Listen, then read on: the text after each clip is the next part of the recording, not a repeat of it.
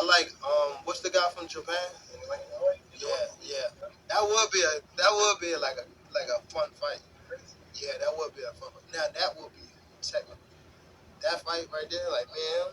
After Japanese superstar boxer Naoya Inoue put on a dominant performance by knocking out Stephen Fulton in the 8th round, now everyone is clamoring for the super fight between Gervonta Tank Davis and Naoya the Monster Inoue.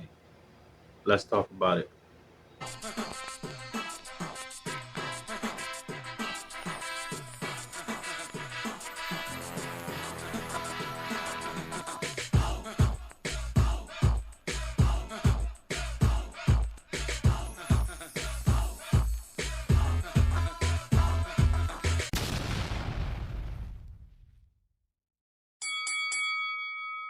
Peace, everybody. Sweet Science Boxing Academy. We back with another video.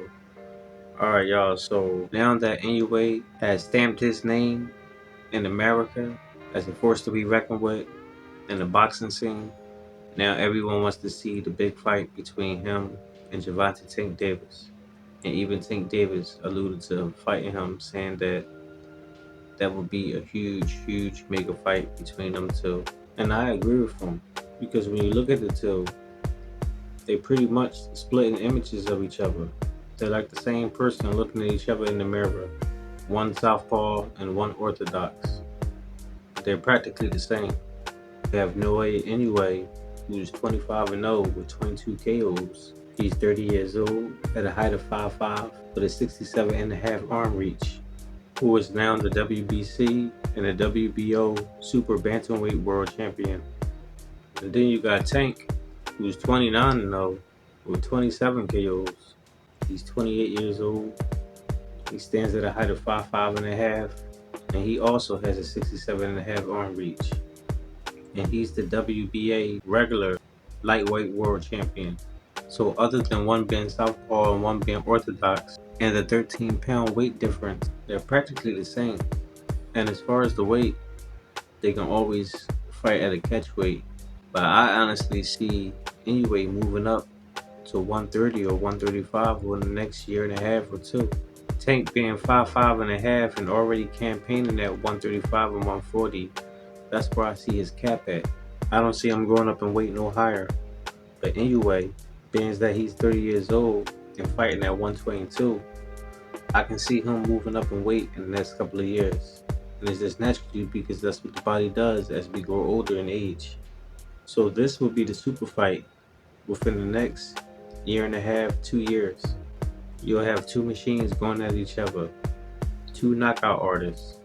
And considering how they move their careers, they possibly still be undefeated by the time they face each other. So this will be the super fight. Tank versus the Monster.